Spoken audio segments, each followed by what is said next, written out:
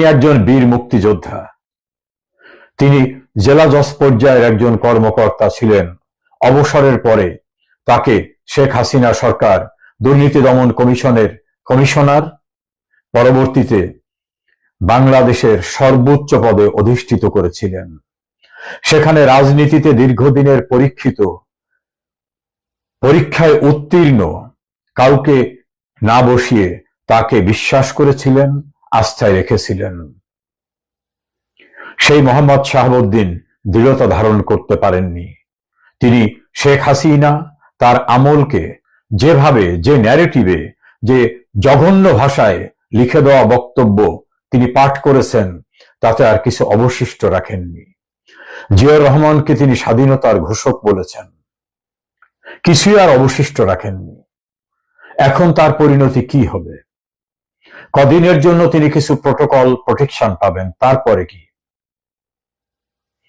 তিনি যাদের সন্তুষ্ট করে রাষ্ট্রপতি পদে বহাল থাকতে চেয়েছেন, বলেছেন সাংবিধানিক বিষয়ে আর তার কিছু করার ছিল না, তারাই শেষ পর্যন্ত তাকে অপদস্থ করে পদত্যাগ করতে বাধ্য করেছে।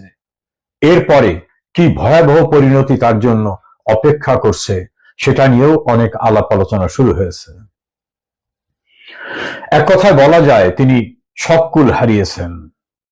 আওয়ামী লীগ নিশ্চয়ই তাকে আর সহানুভূতি দৃষ্টিতে দেখবে, এটা ভাবার কোনো কারণ নেই।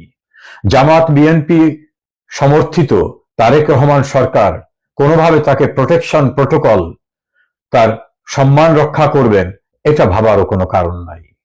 তাহলে জনাব মোহাম্মদ শাহাবুদ্দিন, বীর মুক্তিযোদ্ধা, আপনার পরিণতি কোথায়, কিভাবে হবে, সেটা এখন সময়ের ব্যাপার মাত্র। সকল জল্পনা কল্পনার অবসান ঘটল। অবশেষে পদত্যাগ করেছেন বাংলাদেশের রাষ্ট্রপতি মোহাম্মদ শাহাবুদ্দিন। ইতোমধ্যে জাতীয় সংসদের সচিবালয় থেকে জানানো হয়েছে, রাষ্ট্রপতি মোহাম্মদ শাহাবুদ্দিনের পদত্যাগ পত্র পাওয়া গেছে। এ বিষয়ে জাতীয় সংসদের স্পিকার অবসরপ্রাপ্ত মেজর হাফিজ উদ্দিন সংবাদ সম্মেলনে কথা বলবেন। প্রশ্ন উঠেছে, শাহাবুদ্দিনের পরবর্তী অধ্যায় কি হবে?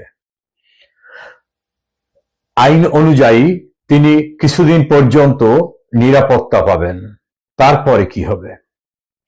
এর চেয়ে বড় নিরাপত্তা তো প্রধানমন্ত্রী শেখ হাসিনার ছিল। তাকেও তো পরিস্থিতির কারণে গণভবন ত্যাগ করতে হয়েছে। শাহাবুদ্দিন কি বাইরে নিরাপদ থাকবেন? 2024-এর ভয়ঙ্কর পরিস্থিতির পরে তাকে বঙ্গভবন থেকে জোর করে পদত্যাগ করানো এবং তাকে বাইরে নিয়ে এসে মব বাহিনী তার বিচার করতে চেয়েছিল। এই ভয়ঙ্কর প্রতিকূল অবস্থা তাকে মোকাবেলা করতে হয়েছে। এক পর্যায়ে তাকে ক্ষমতা দখলকারী ইউনূস এবং তার এক্সটেনশন তারেক সরকারের গুণগান করতে হয়েছে। শেখ হাসিনার গোটা মেয়াদকে স্বৈরাচারী ফ্যাসিস্ট আমল বলতে হয়েছে। জিয়াউর রহমানের গুণকীর্তন করতে হয়েছে, তারেক রহমানের গুণকীর্তন করতে বলা হয়েছে। এমনকি যুদ্ধ অপরাধের দায়ে মৃত্যুদণ্ড কার্যকর হওয়া আদালতের রায়ে সেই সব যুদ্ধ অপরাধীদের উপরে শোক প্রস্তাব জাতীয় সংসদের, সেটাও তার বক্তব্যে অন্তর্ভুক্ত করতে হয়েছে। তিনি একজন বীর মুক্তিযোদ্ধা। তিনি জেলা জজ পর্যায়ের একজন কর্মকর্তা ছিলেন। অবসরের পরে তাকে শেখ হাসিনা সরকার দুর্নীতি দমন কমিশনের কমিশনার, পরবর্তীতে বাংলাদেশের সর্বোচ্চ পদে অধিষ্ঠিত করেছিলেন। সেখানে রাজনীতিতে দীর্ঘদিনের পরীক্ষায় উত্তীর্ণ কাউকে না বসিয়ে তাকে বিশ্বাস করেছিলেন, আস্থায় রেখেছিলেন। সেই মোহাম্মদ শাহাবুদ্দিন দৃঢ়তা ধারণ করতে পারেননি। তিনি শেখ হাসিনা তার আমলকে যেভাবে, যে ন্যারেটিভে, যে জঘন্য ভাষায় লিখে দেওয়া বক্তব্য তিনি পাঠ করেছেন, তাতে আর কিছু অবশিষ্ট রাখেননি। জিয়াউর রহমানকে তিনি স্বাধীনতার ঘোষক বলেছেন, কিছুই আর অবশিষ্ট রাখেননি। এখন তার পরিণতি কি হবে? কদিনের জন্য তিনি কিছু প্রোটোকল প্রোটেকশন পাবেন, তারপরে কি? তিনি যাদের সন্তুষ্ট করে রাষ্ট্রপতি পদে বহাল থাকতে চেয়েছেন, বলেছেন সাংবিধানিক বিষয়ে আর তার কিছু করার ছিল না, তারাই শেষ পর্যন্ত তাকে অপদস্থ করে পদত্যাগ করতে বাধ্য করেছে। এরপরে কি ভয়াবহ পরিণতি তার জন্য অপেক্ষা করছে সেটা নিয়েও অনেক আলাপ আলোচনা শুরু হয়েছে। এক কথায় বলা যায় তিনি সব কুল হারিয়েছেন। আওয়ামী লীগ নিশ্চয়ই তাকে আর সহানুভূতির দৃষ্টিতে দেখবে, এটা ভাবার কোনো কারণ নেই। জামাত বিএনপি সমর্থিত তারেক রহমান সরকার কোনোভাবে তাকে প্রোটেকশন প্রোটোকল, তার সম্মান রক্ষা করবেন, এটা ভাবারও কোনো কারণ নাই। তাহলে জনাব মোহাম্মদ শাহাবুদ্দিন বীর মুক্তিযোদ্ধা, আপনার পরিণতি কোথায়, কিভাবে হবে সেটা এখন সময়ের ব্যাপার মাত্র। আপনি পারতেন আপনার এই পদে থেকে সাংবিধানিক দৃঢ়তার সঙ্গে দায়িত্ব পালন। আমাদের অতীত মনে করতে হয়। একটা ক্রান্তিকালে রাষ্ট্রপতি আব্দুর রহমান বিশ্বাস সেনাপ্রধানকে বরখাস্ত করেছিলেন।